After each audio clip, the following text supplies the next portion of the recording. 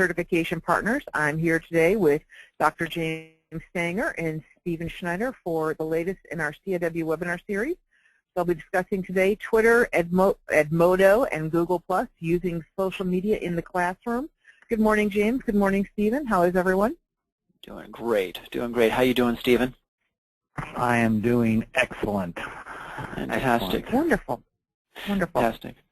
Well, why don't we go ahead and get started here, folks, with the webinar. But before we do that, I think, Lisa, you got a few things to remind people about concerning the webinar. Yes, I just want to let everyone know that all of our attendees are in mute mode only. That helps us keep the background noise to minimum so that everyone else can hear James and Stephen as they discuss today's topic. If you do have questions, there is a questions tool in the GoToWebinar panel. I'll try to monitor that, and if I'm capable of answering your questions, I will. If not, I'll save them and make sure that James and Stephen are able to address those by the end of the event.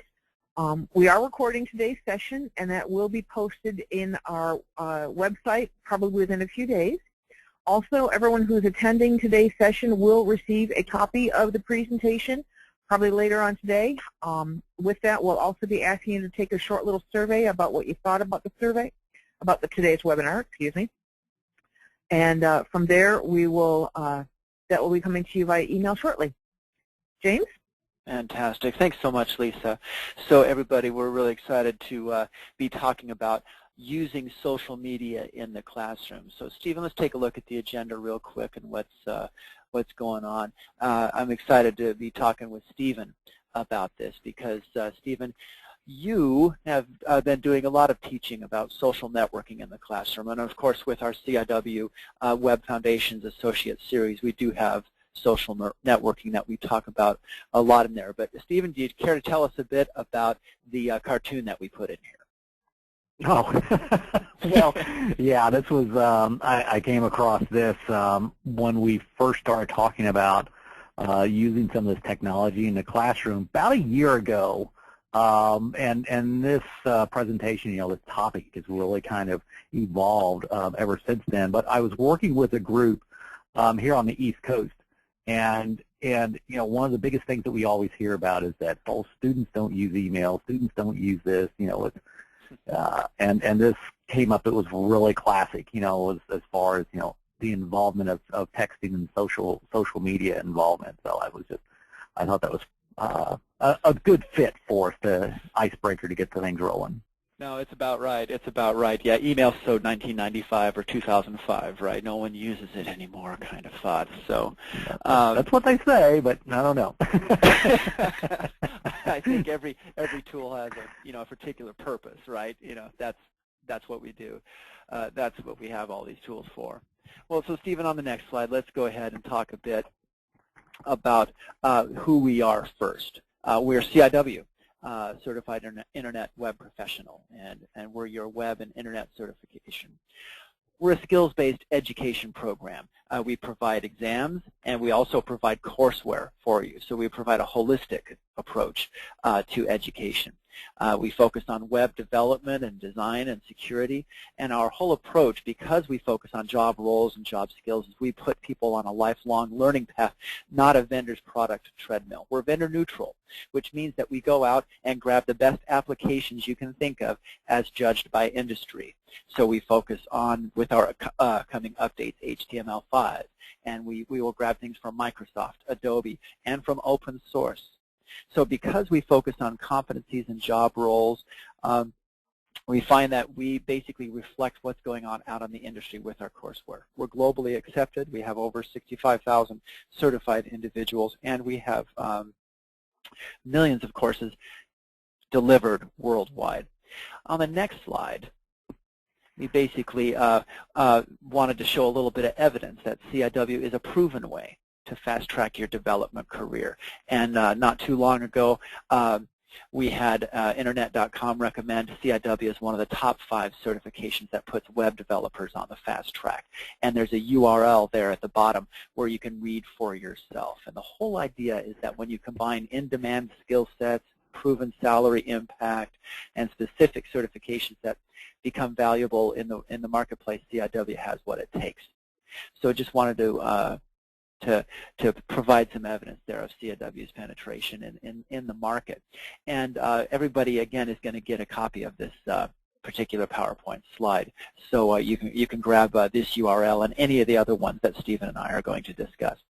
Well, on the next slide, what we wanted to do was basically give a bit of an overview about what social media is. So Stephen, let's see, why don't you go ahead and tell us a bit more, to give a definition about what social media is all about. And I think you and I will just kind of tag teams throughout the rest of this presentation. Great, James. Awesome. And, well, first of all, when we talk about social media, we have to get down to the nitty-gritty of it. It's basically material that's going to be produced by community. All right? It's sharing of ideas and exchange. It's interactive. So everyone's playing a role in it, in the information that's going to be produced or shared, put together. It's collaboration. We can use social media for anything from just basic communication to sharing of ideas, doing book reviews, project reviews, working on group projects. So, you could basically take it from a project point of view that I can use social media as a tool for collaboration with my group on other campuses in other states, in other countries. It's basically providing us a holistic approach of being able to communicate one-on-one using internet technologies. Let's talk about some tools that we use to do this. Everybody's heard of the big five, basically: Facebook, Twitter, LinkedIn, YouTube, and Google+. But which ones do you use? I'm not a super huge Facebook fanatic, so to speak. I use it. We have the CIW instructor account that's on there. And, I'll be the first person to tell you I'm probably not as updating it as often as I should. That's going to change here with our new Foundations tools. Twitter, I do use Twitter to communicate with my PLN, so to speak, my personal learning network. And, of course, we do use the LinkedIn a lot and YouTube for videos. And more so Google+, new on the horizon, the new player in the market, so to speak. James, how about you? Are you finding yourselves leaning towards any one tool individually, or you kind of play the gamut? The main one that works for me is LinkedIn because of professional communication. There's a guy named Chris Fong over at Google that I'm getting to know, and we just connected. He and a friend of his just connected with me on LinkedIn. So that's one that I've found to be particularly useful. I think Google Plus is finding its place in the world. I still think, though, it has a bit to go there. I'll also use Facebook a little bit, but I tend to take the more professional view of it rather than keeping in touch with my my 30-year high school reunion. That's not particularly important to me.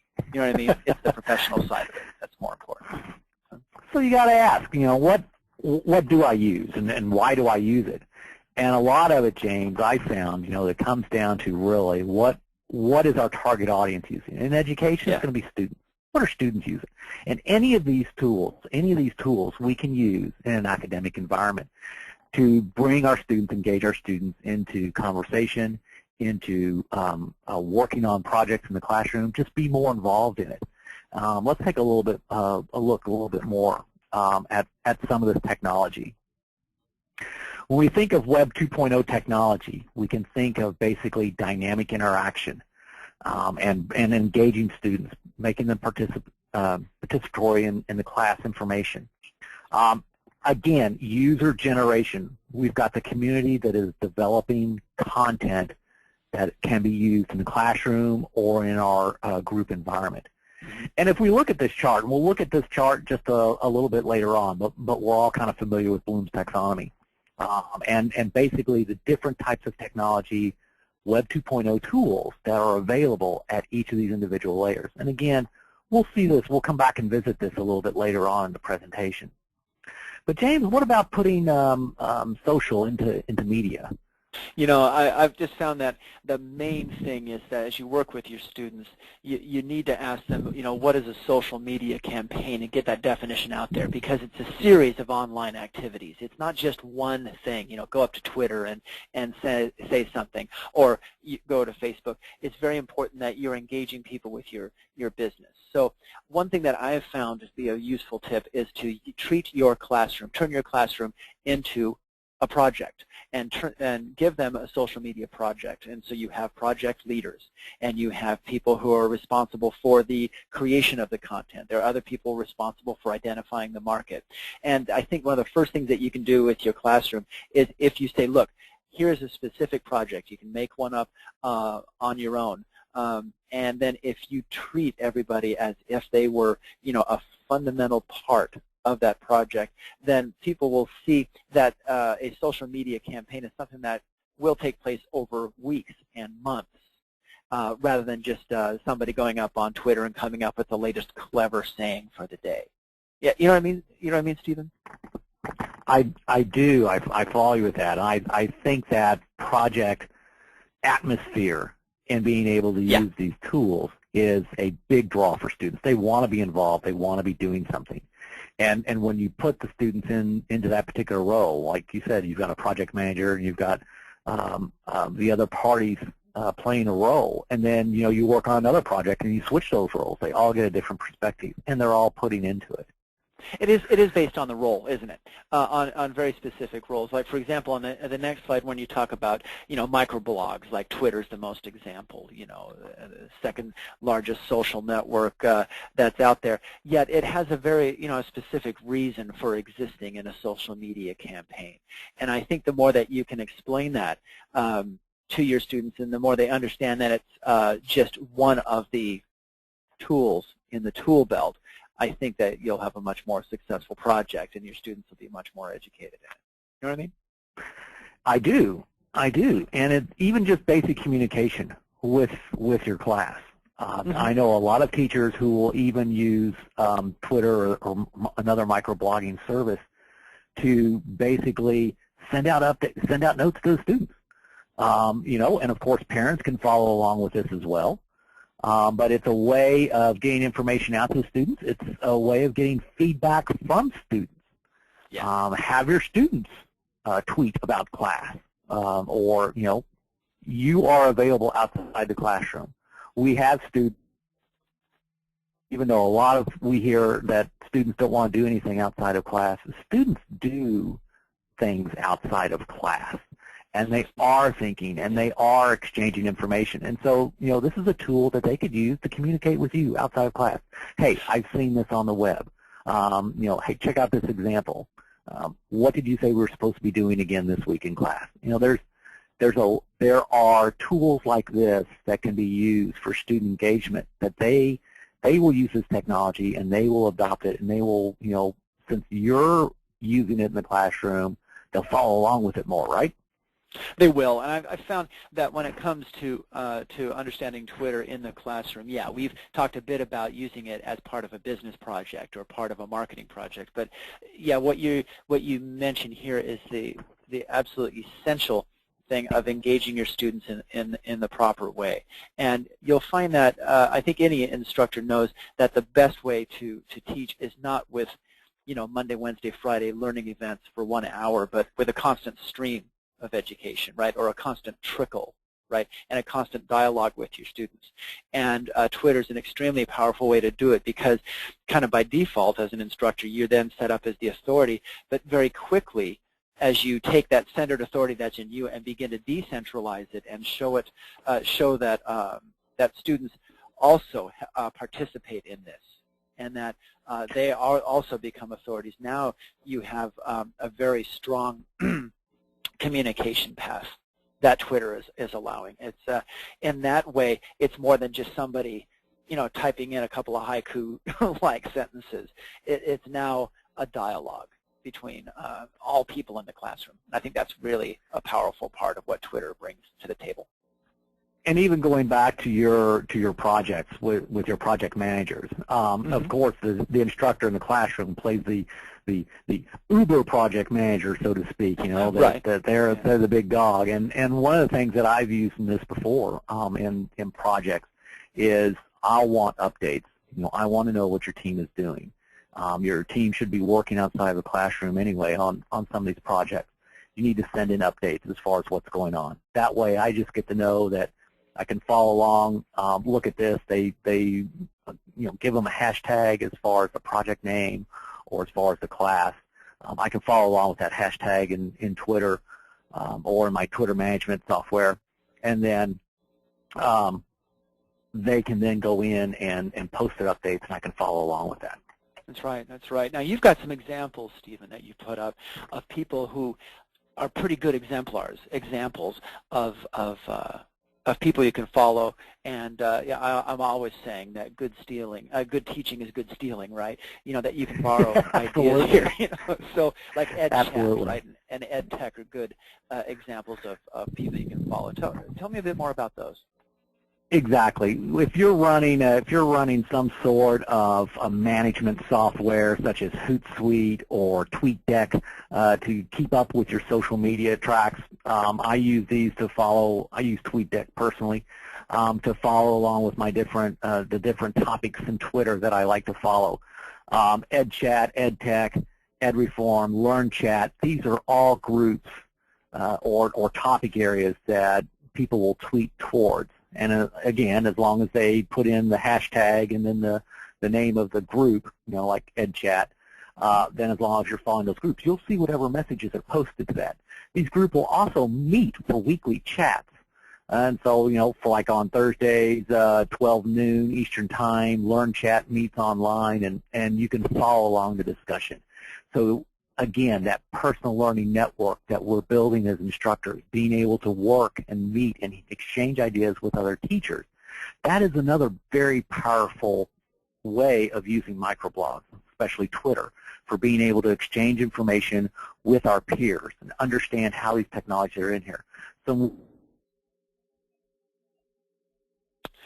I think, I can't quite hear you, Stephen, but I think one thing you'll also find, folks, is that as you go up to EdChat or go up to Stephen's CIW instructor site, you'll find that there will be excellent examples that will allow you to do this. Now, we got one question from Angela asking, is this something that can be done in high schools as well, you know, not just universities or not just community colleges? And the answer is yes.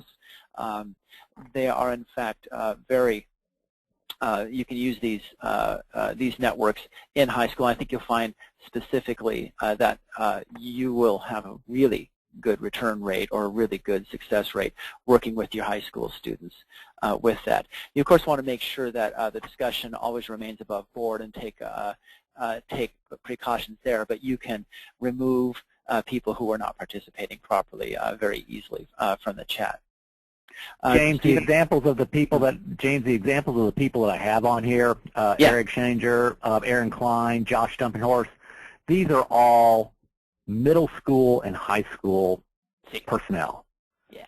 And so these are excellent people that are willing to help anybody with ideas or exchange information, and they are using this technology in their classroom. And that's kind of why I put them up here, because a lot of people say, well, you know, we're in secondary education or we're in grade school education. We can't really use these technologies. We can, and these people are excellent at being able to provide that information. Jerry Blumgarden, Cyberman 1, he is a technology and a librarian for a grade school, basically. And follow him, and every now and then he will put out, hey, here's a link to my Twitter resources page. Here's a link to my Facebook page. Here's the links to my parent using technology page. He's got a lot of really good, useful information that he's willing to share with anyone. So these are great resources to follow.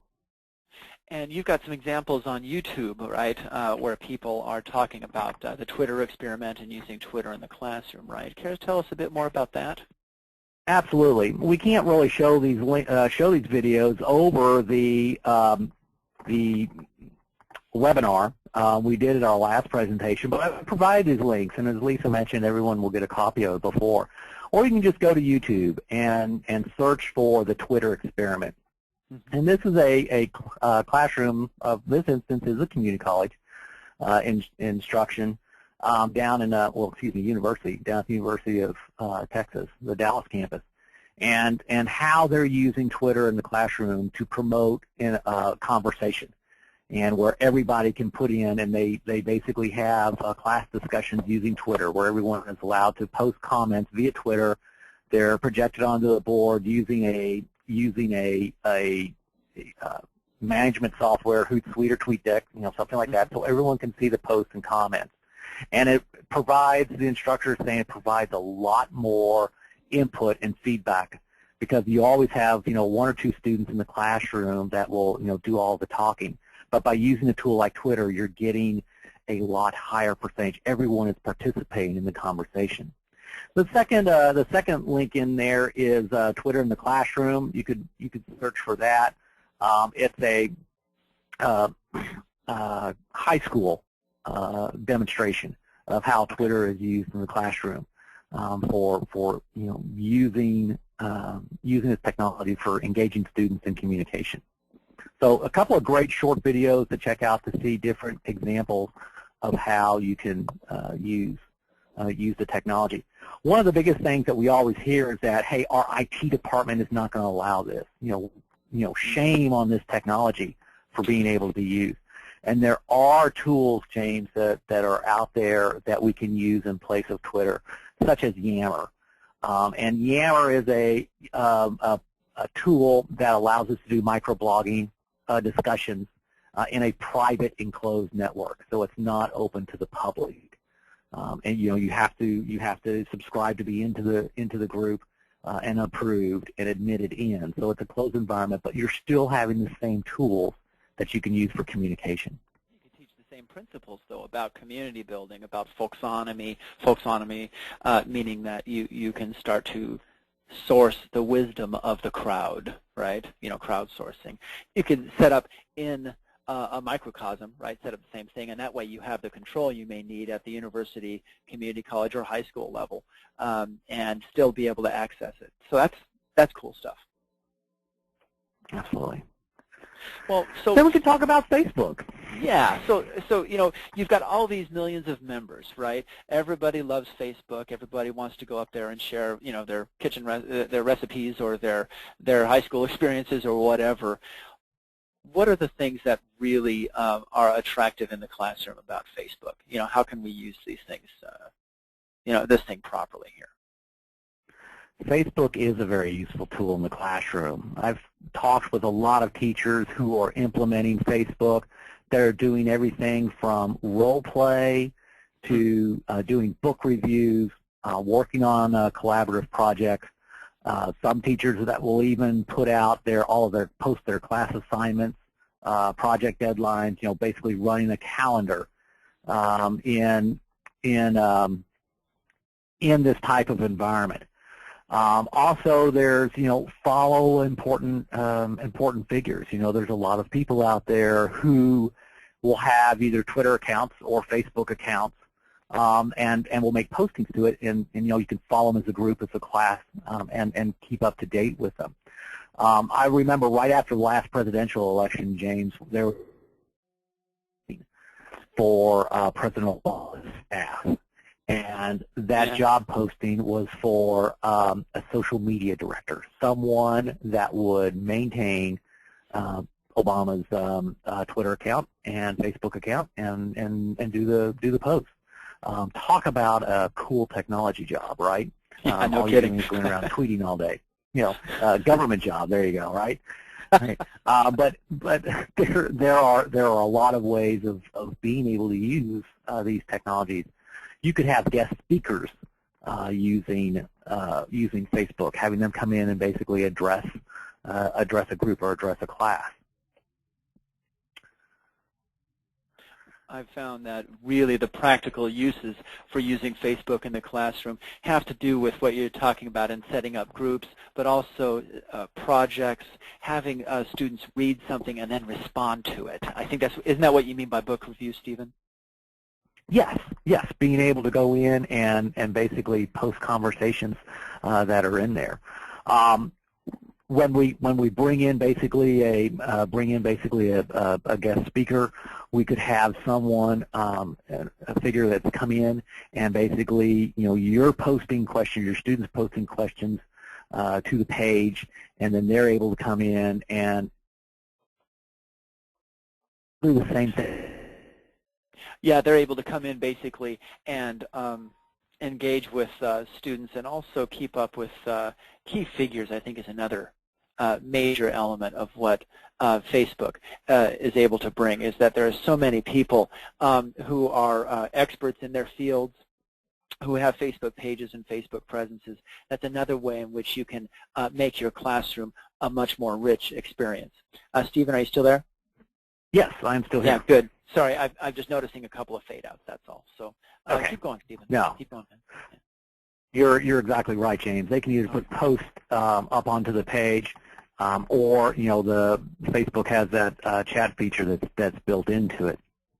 And again, when we're using this, we can very easily post link to outside resources for the classroom, video clips, make announcements, again, using it as class. And even post our schedule. Some teachers that I've talked with, will even post their entire syllabus for the class, and for what they're expected to be working on. Yeah, I've noticed that because what you can do with Facebook, you can either have the constantly updating element, right, or you can create a static, as it were, page so that everybody knows what you're up to at the time, and that resources can be permanent versus that idea of the constantly scrolling wall. So you have various options and features available to you. So tell us more about groups. Well, that's exactly what you were bringing into. How do we keep information private on Facebook? How do we not really share all of our stuff with it? Big issues with students friending teachers and vice versa within Facebook.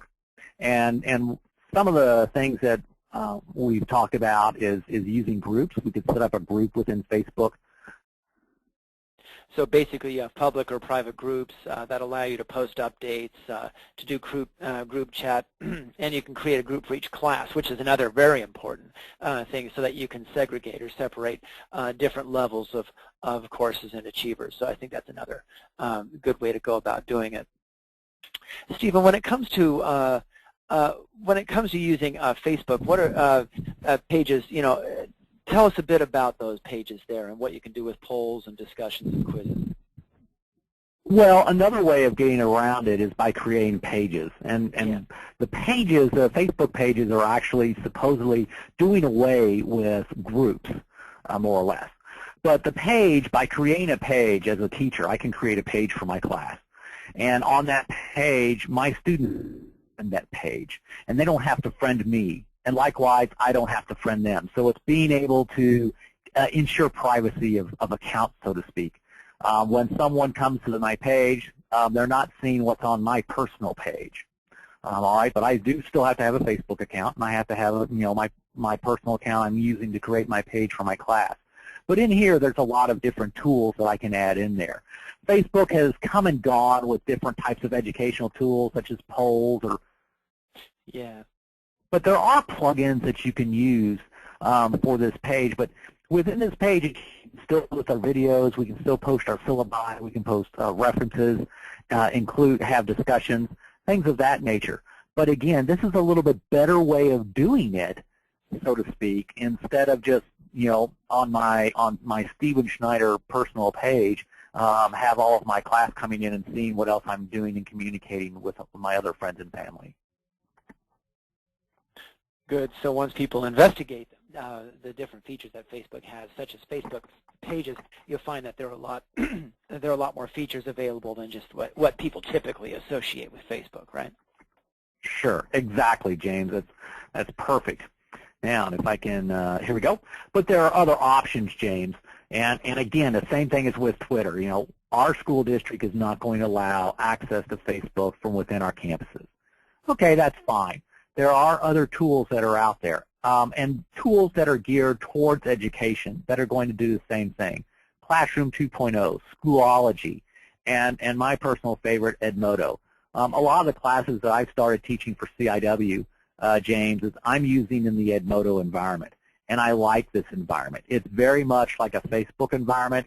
I'm posting videos, I'm posting links, I'm bringing in the students in my class. They're engaging in there. We can have conversations, discussions. I can post notes. I post my syllabus for the class. And this is a private environment. It's a free tool for educators. So if anyone out there is not looking at Edmodo, be sure to take a look at it. Oh, someone just pointed out that I do have a spelling error on there on the slide. It is Edmodo, E-D-M-O-D-O. Sorry about that. But it is a great tool. Educators, the account is free for you. And your students, you will set up a class. You will give your students an access code for your class. They will log in, create their student account, put in their access code, and boom, they're automatically in your virtual classroom, so to speak. And then from in there, you've got tools that will go, again, your resources that you post in there. Schoolology is a little bit similar to that, and of course, Classroom 2.0 is Ning technology, and that will, a whole world can open up to you within Classroom 2.0 as far as connecting and exchanging ideas with other instructors. You can connect with other instructors through Edmodo as well, or groups for in there. Okay, James, anything you want to jump in here, or shall we move on? You know, I think when it comes to Edmodo, one of the really the coolest thing is that it just kind of overcomes a lot of the problems, in that a lot of school districts don't block that. And so I think that's a really a good tool for those who have that issue. But it's also just much more education friendly. So that one is, that particular environment is the one I think that works the best for me. It really is, and with that Facebook look and feel to it, yeah. Students have a very low learning curve on it. You know, if the students are working in Facebook environment, you can get them engaged in using a tool like Edmodo. There's also parental accounts within Edmodo, so parents can have an account to the class, and they can follow along with students' progress, you know, as they like. And so yeah, you've got a much lower hurdle to cross in getting approval for using technology such as Edmodo in the classroom than you would, say, Facebook or Twitter or some of the others. That's right. Now, the typical issues you mentioned earlier about in getting your own Facebook pages, that you don't have to worry too much about friending or unfriending people, right? And also, you know, when it comes to inappropriate posts, what are some of the strategies that you've seen people in handling that? I mean, clearly you can get in there if you're lucky enough and quickly delete something. But, you know, as the dialogue continues, you know, and if certain things can start to spin out of control, what can you do to, you know, to overcome some of those issues in teaching, you know, what appropriateness means? Well, to me, James, that's the big thing. Okay. Is that as a society, we've said, oh, you know, to protect our kids, we're just not going to allow any access to any of this. But outside the classroom, our kids are doing this stuff. They're using Facebook. They're using their cell phones. They're using SMS messaging on one tool or another. And, you know, to me, as us as educators, we're teaching our kids how to live in society, or at least that's what we're supposed to be doing. We're teaching our kids, educating our kids. And so, you know, the onus on us is to educate our kids how to use this technology appropriately. You know, in our curriculum, we talk about, you know, resumes and portfolios and job interviews and things of this nature. And this falls right into that. What is appropriate online? How do you communicate? How do you use this? And yes, there are going to be times when somebody is going to be using Facebook in the classroom for inappropriate behavior. And it's how we manage in our classroom. What are we doing to respond with that student? Obviously, like you mentioned, James, we can get in there and remove posts. But it's more of getting that foot off to the right start. What is appropriate, and how do we teach that appropriateness within the classroom? one thing that's interesting I've found is that even students that, we kind of worry as educators, and I don't care if we're at the university level or high school level or middle school level, we kind of worry, what happens if they do spin out of control. And it's really always surprising to me that whenever I've got a community going, I do some work with CompTIA, for example, with their IT Pro community, they self-regulate. And by that, I mean there are always people who are inappropriate, but generally, you find people, there's something about that crowd, the wisdom of the crowd can usually override any sort of, one issue. So if you have a certain amount of faith in what they can do, in what the crowd feels is appropriate, and a certain amount of faith in your students, and then you show a little bit of leadership, you'll find that the discussions really remain above board very nicely. That's one of the first things. So in addition to deletions, I think you can also allow people to communicate somewhat freely, and you'll find that the community will self-regulate. One teacher I talked with, James, was exactly about that. Peer pressure peer pressure plays a big role, right? Both positive and negative. And one teacher was like, the technology is here. We're going to use it. We're going to be able to have fun with it, as long as everyone, is responsible in it. And all it takes is one bad apple, and privileges are jerked, right? And so the teacher, she left it up to the class, and the people that want to use it, far outweighed something inappropriate, and ruin it for the group, right? That's right. That's right. Well, tell us a bit more about Google+. The hype, clearly it's Google. Google has tried to introduce a couple of times anyway, social networking, communities. So how can it be used specifically for in an education environment? And I think it goes right down to this idea of the circles and making sure that people can create dedicated groups very easily. Isn't that? It is, James. Yeah, it's very similar to some of the other approaches we've had with the Facebook pages or with using tools like Edmodo. It's being able to set up circles, right? And who do I let in those circles? And once you're in that circle, you're not necessarily into another circle. So you're definitely have the separation of friends, so to speak. But then it's also the ability to link and connect up with other groups. So we can have a hangout, really, so to speak, which is a classroom in which we could interact with students from other classes and have them come in. Again, you could bring in guest speakers who are participating, in that hangout. You're putting out an announcement, hey, we're going to have a Google Hangout. We're creating a Google Hangout at this time. Here's the link. And you're going to be able to have people that are jumping in there. Of course, interaction with Google Apps is really big with that. So it's again using Facebook-like technology, so to speak, in a Google environment. I think it's really a good way to go about it. I like the generation, I suppose it's generation, Y kind of approach to, circles of friends and hangouts. Sorry, I can't help it. When I think of Google Circles, I always, for some reason, start thinking of The Lion King, the Circle of Life or something like that. I don't know why. But and with the educational hangouts, I can't help but think, well, Google Plus is in San Francisco. There's almost a retro hippie thing going on there. But I think from an educational perspective, it is a very, very effective way to get people talking to each other. So with Edmodo, you already talked about how it has a great interface, easy learning curve. Right. But I think there's something about the library of resources that you can set up with Edmodo that makes it also very attractive. Well, for an educator point of view, and it is. We've already talked about this, so we'll kind of move on. But I will mention the library of resources that you mentioned. I can upload my resources into my library, and then no matter how many other classes that I've set up within Edmodo, I have access to my library, so I can reuse my tools over and over again. I don't have to re-upload them for any time I want to use them for a particular class. So it is really nice for being able to store and maintain my educational resources for the various classes that. Yeah, there's some continuity there. See, that's really neat. Exactly. Yeah. So instead of having to rebuild things constantly from one Facebook page to another or whatever, you've got something that moves on with you. Nice. Okay. Just one real quick comment that on using this.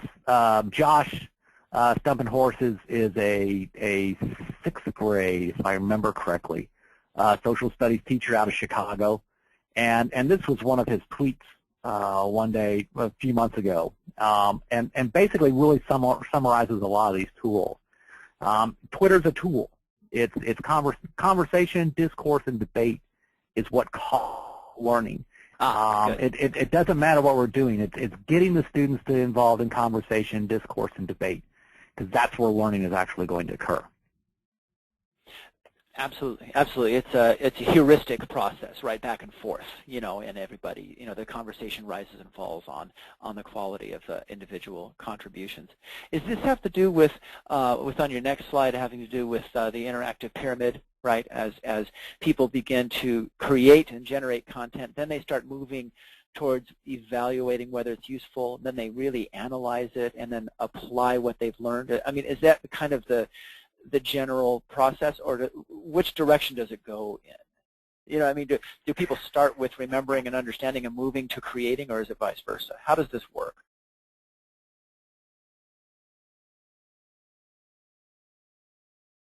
Like it's a copy of the present. Yeah. Yes. Can you hear me? Go now? ahead. I think you cut out. At least for me, you cut out. Go ahead and start over again if you don't mind. Okay. Thanks. Sure. Absolutely. As we mentioned at the beginning, everybody get a copy of the presentation, so this link is in there. But basically, this is the various technologies or Web 2.0 tools that can be used for all of our basic steps, from remembering information to understanding information, all the way up through, creating information. And no matter what skill level or objective that we're trying to get. No matter what skill level you're trying to get interactive. Yeah, no matter what skill level you're trying to get across, right? That you still have this, rubric you can use, right? Right. Exactly. Yeah. Exactly. Okay. Well, let's see. When it comes to using social media in the classroom, I think some people are kind of worried. What is safe? And I think safe is something that applies to people who are teaching people who are 12 years old and 42 years old or 52 years old. And I think we have some examples of some of the safe social media there. And one of them is the IT Pro community as a pretty good resource. It's provided by a partner of ours, cont'd, and I think you could go there and check it out. It's moderated. In fact, I've helped moderate some of the content there before. So that's something that is a very good example of social media. Teachability.com. Tell us a bit more about that, Stephen. That's from our friends over at Pearson, right? Yes, and basically they're putting out resources available for teachers to go in and be able to implement that in the classroom. Various technology talks, or so to speak, about some of these technologies and how they're actually used. Yeah, it's a really good resource for, it's not just about Pearson products, it's about anybody teaching in the classroom, and you'll find that. What about Your Cause? I haven't been up there much. I've not been up there that much as well, but again, it's the sharing of resources from instructors and what various instructors are doing in different areas and how they can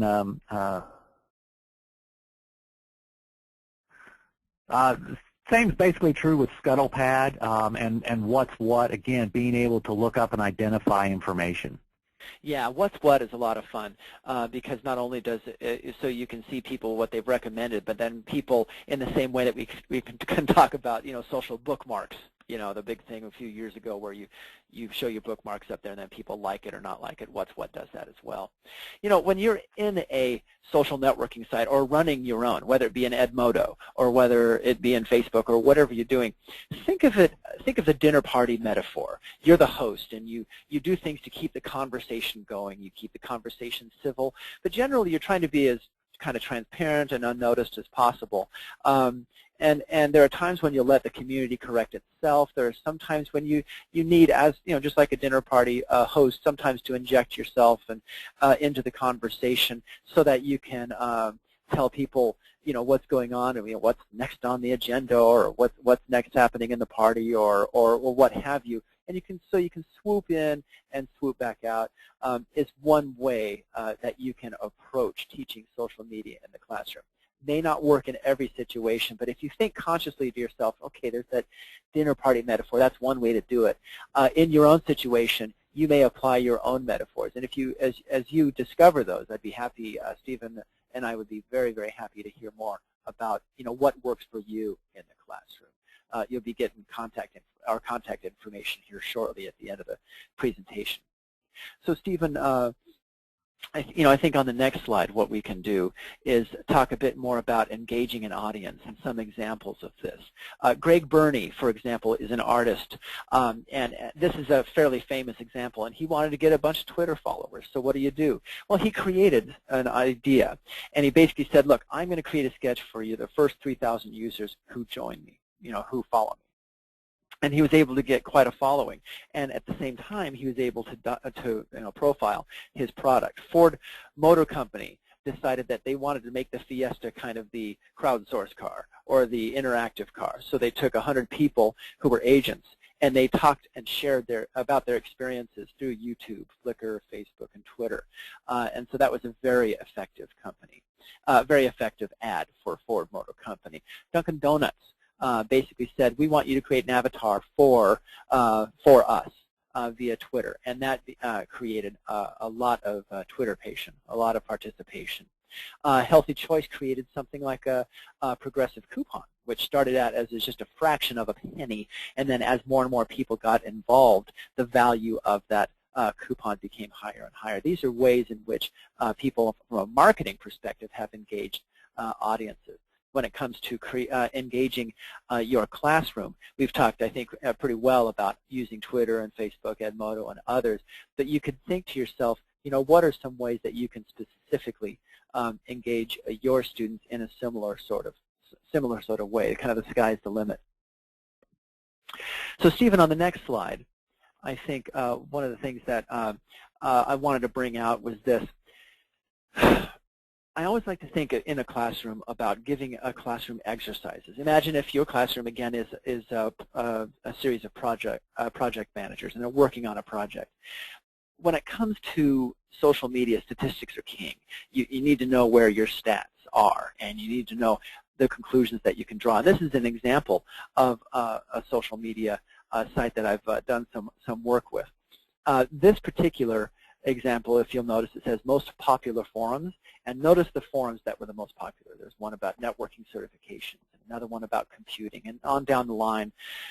What's interesting is that, so the data would seem to tell us that, well, obviously, network certifications is the most popular forum, it's the most important thing, but actually, when we did an independent survey, people were really the most interested in anything having to do with career resources, which strangely enough were the lowest in participation. And the reason is that what we discovered is that people were kind of intimidated in talking about careers. And so what we did to resolve that issue was we didn't want to have more people participating in networking certifications or in computing or even continuing education. We basically made it, created a lot more blog entries and a lot more forum entries in the career resources section so that people felt like they wanted to contribute more. So finding it's very difficult sometimes to correctly read statistics. The more you understand the interest of your audience, but also what are some of the things that intimidate them or make them feel uncomfortable. If you can overcome that, you'll change the statistics significantly, and that's exactly what we did. Now there's another example that I'd like to talk about very quickly on the next slide. Or at least a discussion, why do we even teach social media in the first place? First of all, it's fun, okay? It's diverting, it engages students. But really, I think there are the more meaty reasons, the more exciting reasons. It's because it combines skills, marketing, web design, writing, the ability to analyze. It creates business savvy in students. It teaches students to be entrepreneurs and provides a contextual learning approach that is very exciting to us here at CIW, which is why we integrate social media throughout our Web Foundations Internet Business Associate course and through Site Development Associate and all the way through. So we wanted to get in there, why social media is so important to teach, because we feel that it's something that really rounds out our students very, very well. And it's also an in-demand skill. The market wants people who understand this stuff. On the next slide. Also, James, on top of that is that our students are using this technology, and with that, why not engage them? Why not meet them on their level? If our kids are using Facebook, if they're using Twitter, if they're using chats, if they're using SMS, why can't we use that technology in the classroom to bring them in and engage them in what they're trying to learn? There was an example of a high school up in New York that was using Twitter as a role play model for Romeo and Juliet, and they got this class broken up into the individual characters of the play. And basically, as they went through the day, they were tweeting, what their character was doing, at a particular time. And it was a way of, bringing Romeo and Juliet up into, the 21st century, so to speak. And it got the class involved in what was going on with it. So it's just a way of engaging and bringing students into the classroom and letting them use tools that they're comfortable with for learning what we need for them to be doing. Very good, very good. In this next example, I decided to put this in here. You'll notice this little basket of fruit here, and you probably should recognize that sticker on there. You probably won't recognize the people there, but you'll notice there's a QR code there. And what's happening more and more is the concept of translation. And by translation, I don't mean translating from one language to another. It's the idea of translating brick and mortar kind of business. For example, they're selling fruit here. They're a bunch of farmers, right? But they're doing it they're using technologies to basically translate a brick and mortar to a click and mortar kind of approach.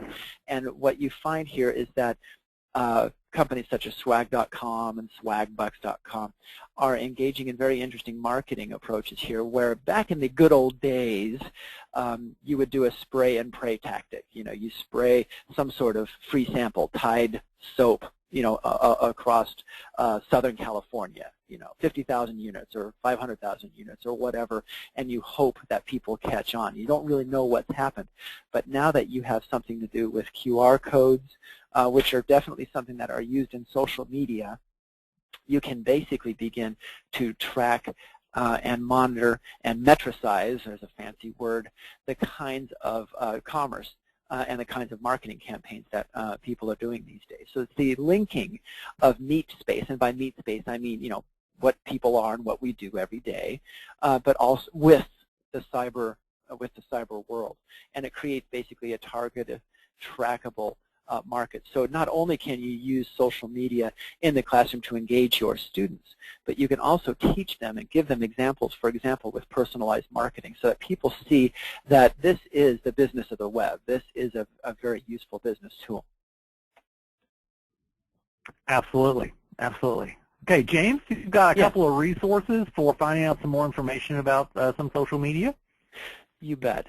We decided to go by the numbers on this slide. So there's 7 steps here, 25 characteristics, 5 awesome samples, and 90+ essential social media resources. And again, you'll be getting this PowerPoint slide so you can go check out these links for yourself.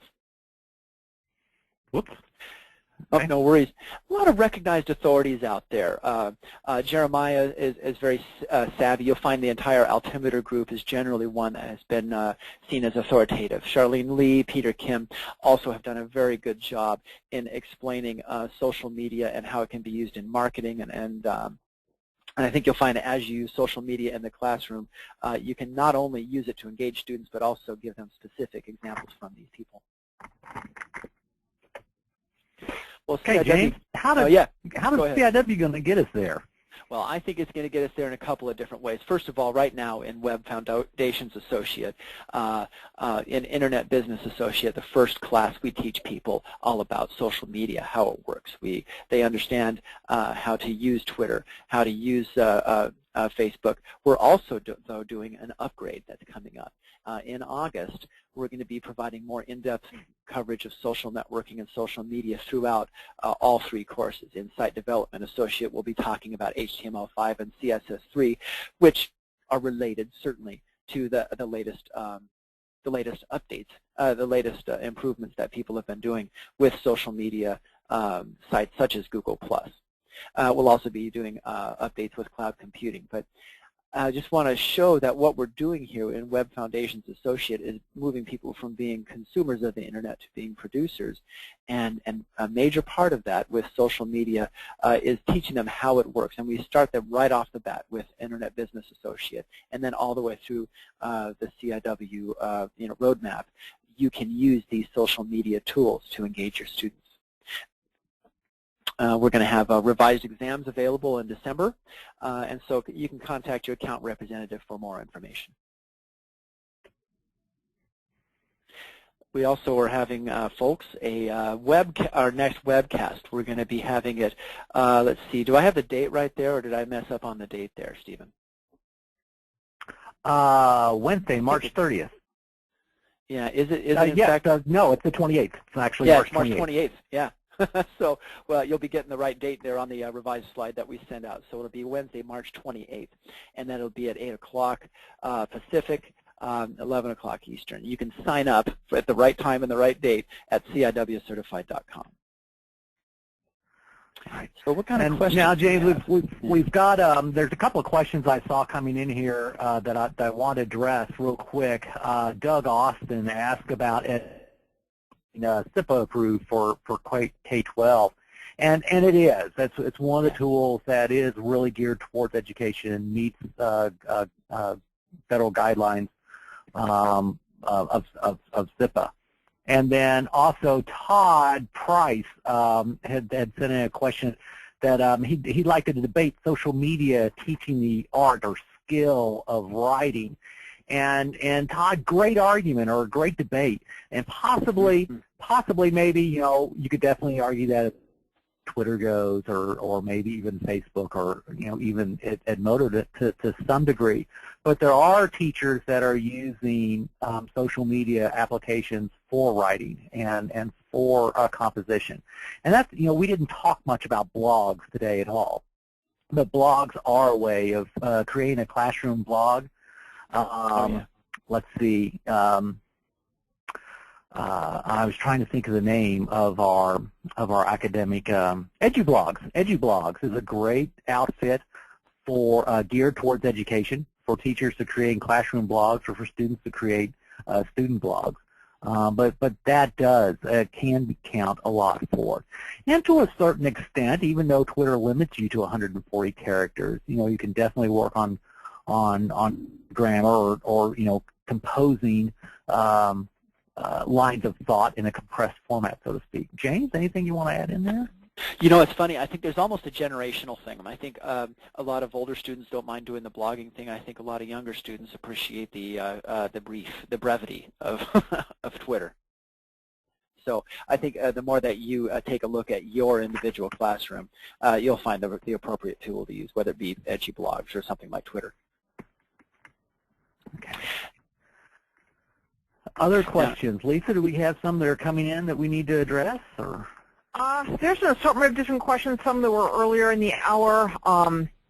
A number of different questions revolving around the social hurdles of using some of the more popular websites in the classrooms. A lot of school districts, especially at the K-12 level, are blocking access to a lot of these outside sites, but you've offered a lot of alternative solutions to achieve the same objective without necessarily using some of the most notorious ones. I think that's really the biggest issue that I think most of our users face is what do you use in the classroom? Okay. All right, cool. Now, this next slide here, what we've got is a SurveyMonkey survey that we've put out about this particular webcast. We'd love you to go and visit it. So thanks for putting that up there, Stephen. Again, this will be in the slide deck that we send out to you. We'd like to know if this particular webcast, how it met your needs, what kinds of things you'd like to hear about in the future. Isn't that right, Stephen? Yes, absolutely. It's basically feedback on what you thought today.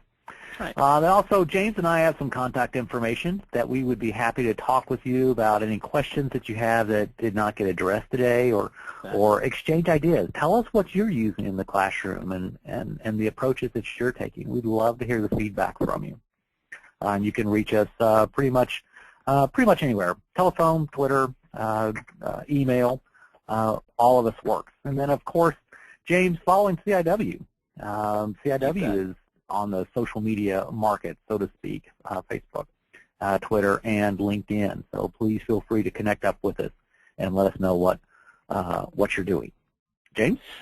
You bet. Thank you so much, Stephen. So please, everybody, we very much want to engage with you and engage in a dialogue here. So I'm really excited today that we've been able to talk about the use of social media in the classrooms, to give you some examples of some of the things that you can do in the classroom, and to give you some of the tools that you can use to engage your students more deeply. So, Stephen, thank you so much for all of your input in telling us about some of the strategies for using social media in the classroom. We really appreciate it. James, it was a lot of fun. Enjoyed working with you, and I hope you enjoy the rest of your stay out there on the West Coast, sunny Palm Beach, sunny right? Palms, yeah, Palm Springs is Palm beautiful. Springs. Very nice, very nice. And well, you continue to enjoy the warm winter there in Tennessee, and we'll be seeing each other soon anyway. And so I think with this, I'll turn the time over to the mothership, to Phoenix. So Lisa, thank you so much for helping us get this webinar going. So I'll just turn the time back over to you. You bet. All right. We'll go ahead and wrap up and finish our recording now. I do appreciate everyone joining us today. As I said, watch for your email. We'll be sending out our copy of the presentation later on today, along with a link to that survey. If we can get your feedback on it, we'd really appreciate it. Thank you, everyone, today for joining us.